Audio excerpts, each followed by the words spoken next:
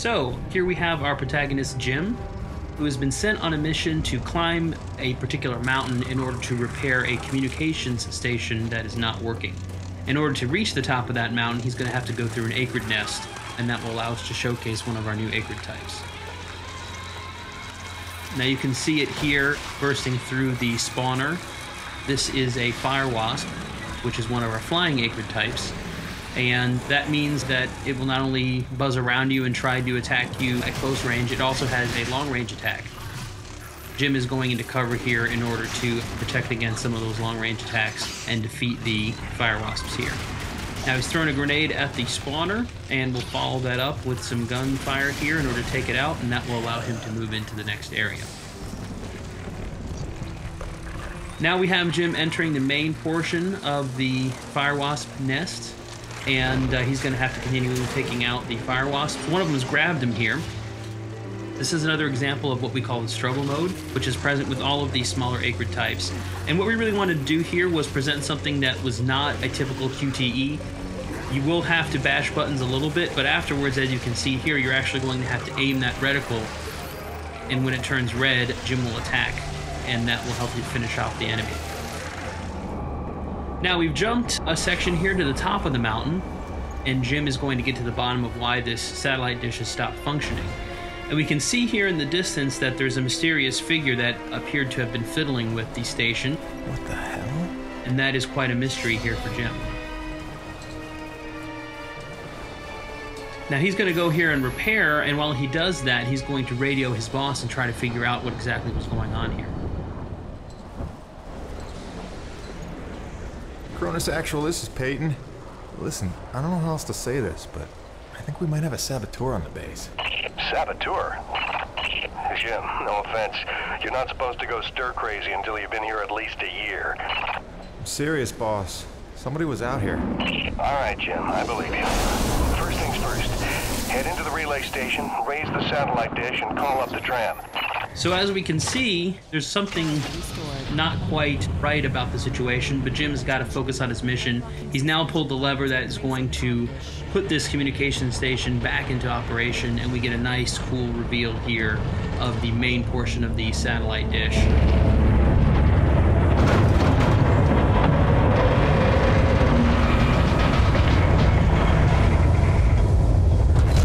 Comm dish locked and ready for transmission.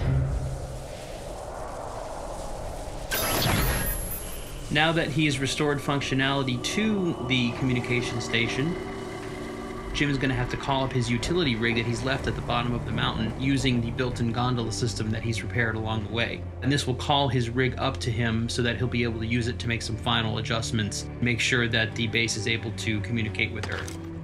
So as we can see here, he's operating the gondola system. And that will call the utility rig back up from the mountain, and all he has to do is wait for it to arrive to complete his mission. Cronus Actual, you copy? I've got the satellite dish working, just waiting for the rig to come up. However, looks like someone's not too happy having visitors here at the top of the mountain. This is another one of our new acrid types that we're showing off here in the video. And this is the spitter, which is a Cat L, large size acrid. As you can see, it's sort of scorpion-like. And this is actually going to be one of the larger acrid types in the game. Not the biggest by far, but certainly one of the larger types. And it's going to be quite difficult for Jim to defeat on foot. It's basically a boss encounter. As you can see, you have to roll, you have to dodge in order to avoid its attacks from its tail. It also spits venom at Jim as well. So what Jim is really doing here is he's trying to damage it and really trying to stand up against it, but he knows that his rig is on its way up, and if he can get in his rig, it's going to make this a much more even fight. And so that's definitely what Jim is looking to try to do here. Now, he's hit it enough times and done enough damage that the spitter is going to retreat to its cave. And that's actually good timing for us because it'll give us an opportunity to buy some time while the rig shows up. And we can see a little bit there from the gondola apparatus, the rig showing up here as we take out a few of these fire wasps.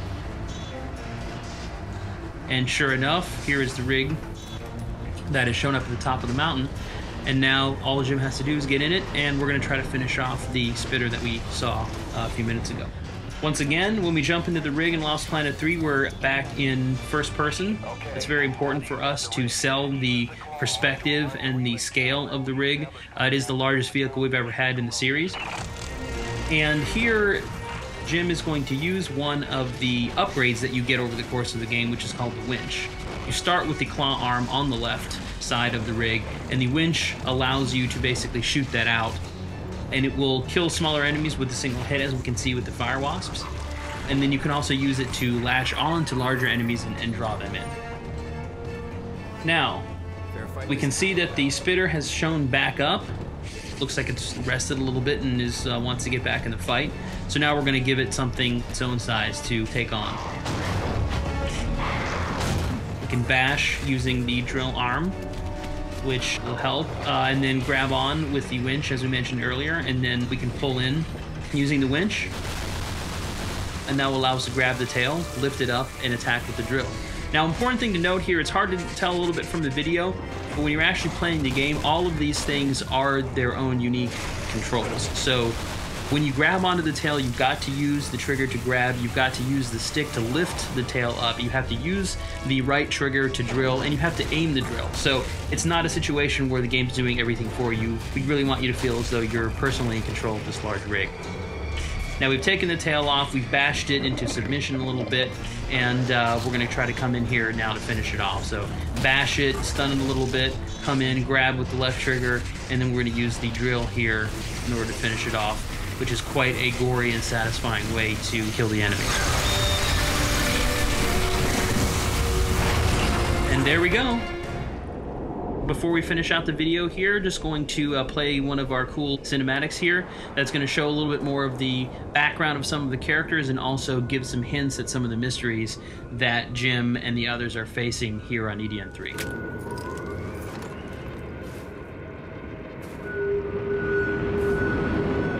Dr. Roman? Drop your weapon! Whoa, whoa. Easy now, Doc. Who are you? Where'd you come from? I'm Jim Payton. Just here to check Where up... from? Coronis! What the hell, lady? Where else would I be from? Braddock sent me. I know you.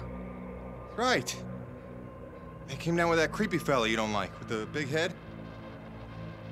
Just hitching a ride, I swear. I barely know the guy. You may be done aiming things at me now?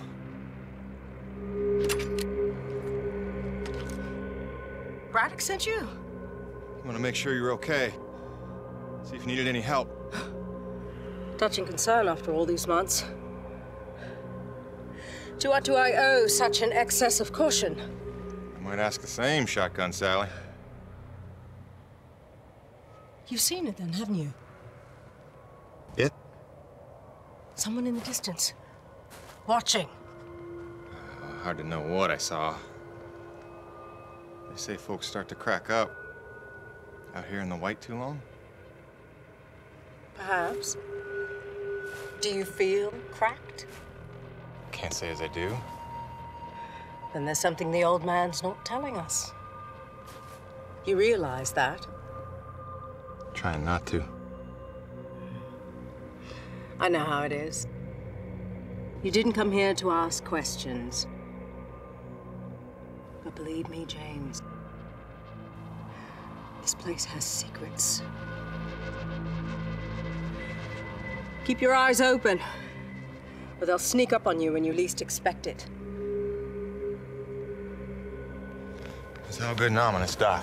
I'm just here to do a job. That's convenient. I've got one for you.